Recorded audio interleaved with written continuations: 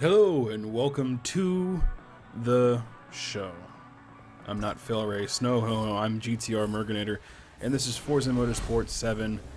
Just some random bits and pieces from my career racing that I've done. This is the Polaris RZR 1000, and this car is dreadful to race. I'm going around Catalunya school, and the AI is on Pro, and usually Pro is not too challenging. It can be challenging, but I'm just getting my ass whooped in this cup, and honestly, this car does not belong in this game.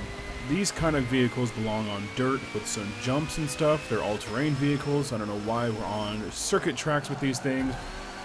Same little rant exists for the stadium trucks. As much as I love stadium trucks belong in stadiums where there's dirt and jumps and this, that, and the other. They don't belong on circuit tracks, so F that noise. No more off-road vehicles, please. I mean, I can do SUVs, because SUVs, you know, can be on the pavement, but these trucks and all-terrain vehicles that need to be on dirt with jumps and everything, that doesn't belong in the game. That could stay in Horizon. And I understand that they have the license and they want to use it, but I digress. We're in Hockenheim now in Subaru BRZ. I'm in the Forza edition. It's not the Horizon edition anymore, it's the Forza edition.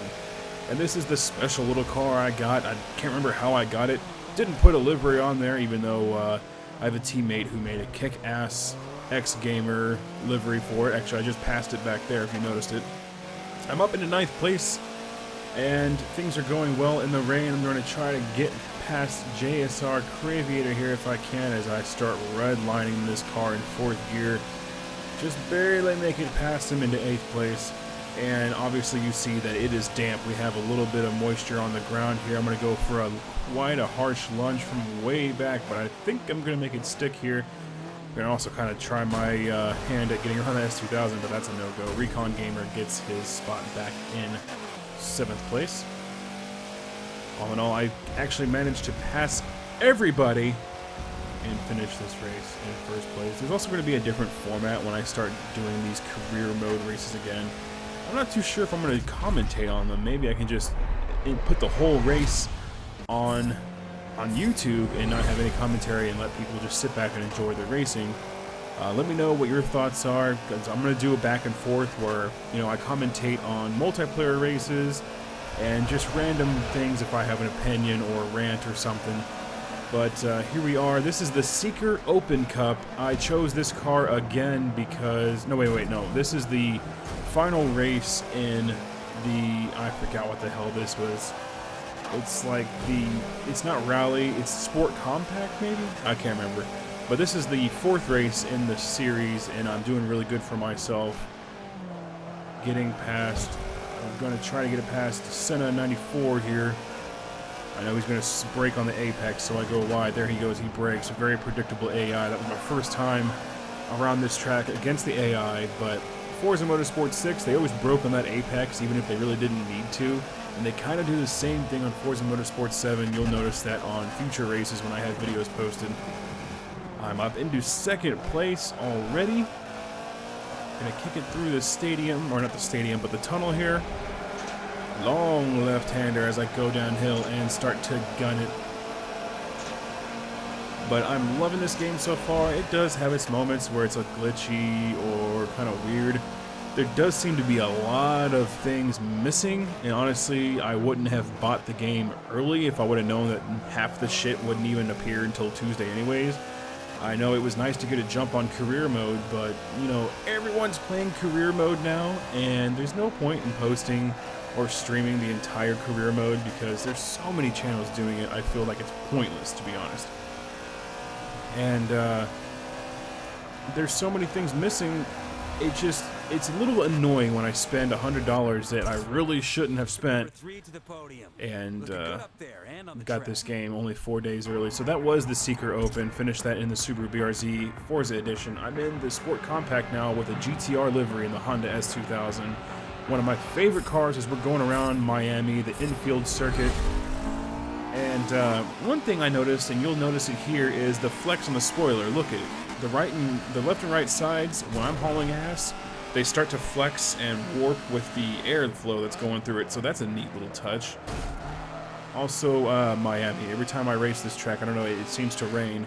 So expect some rain as we have some harsh cloud coverage going on over here at Miami Raceway.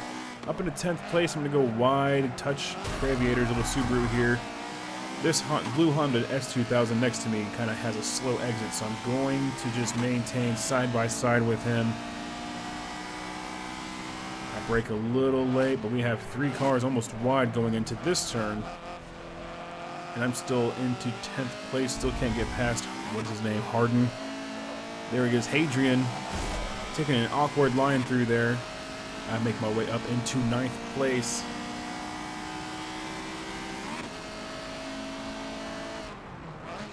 Rather decent on the brakes here, drop it into 2nd gear. I'm going to go on the outside, using all the track that I can, curb and all. And that was a good turn there as I make my way up into 7th place. The flex on the spoiler going as I increase my speed. It's starting to sprinkle now. It's starting to come down. Catching up to the rest of the field. Recon Gamer really in my way in his Mazda. Could have taken a faster line through there, but the AI just seems to go slow in certain areas. What do we have here? MX-5, that's just a Mazda. And that completes lap 1. As the rain starts to increasingly get heavier and heavier. Cut into lap 3 as we have gone to a total downpour. I'm in 2nd place. Couldn't catch up to 1st place after fighting through the field there. But this will complete the Miami circuit. The thunder and the lightning, beautiful. I love it. Whoosh, 2nd place. All right, let's go on to the next race here. As we enter, this is the 4th race of the Cup, so I skipped a lot of unnecessary bits and pieces here, and just trying to show you the first race and the last race. Now with the Polaris Cup, I did terribly. I think I got like 8th, 9th, or 10th place. I can't remember. I was so pissed off at that car that I just didn't care. One cool thing about Forza Motorsport 7 is I love that I don't have to get top 3 to continue on to the next race. There's a point system involved. And you know what? If I get 4th place, I can keep continuing on with my career. It's freaking phenomenal. I love that. The last like 3 or 4 Forza Motorsport games have been completely boring in that sense. And I will complete career mode finally. I tried so hard with the past games, but they were just so goddamn boring. I had to get top 3. And either the difficulty was too low and it was not fun, it was just me hot lapping, or it was too high and it was really, really, really hard for me to get top 3. So it was a sense of just repetition. It was completely boring, especially on Forza Motorsport 6. I mean, I had to go through the same damn tracks in a row with 6 different cars before I could go into the next class or stage or whatever. So the way they did career in Forza Motorsport 7 is a huge bump. It's just increasingly fun. I think it's way better. I had my opinion on Twitter and people thought I was being sarcastic, but no, I think career mode is phenomenal on this. And I will complete this as well as move on with Project Cars 2. But here we go, finishing the first lap as I get past whatever his name was. Up into 5th place. Completing this Long Beach journey. Gonna transfer over to lap 3 as I finish the race in 1st place. And I believe I got 1st place in the Sport Compact Series. Let's see here. Yes, I did. So thank you so much for watching, and I'll see you in the next race. Bye-bye.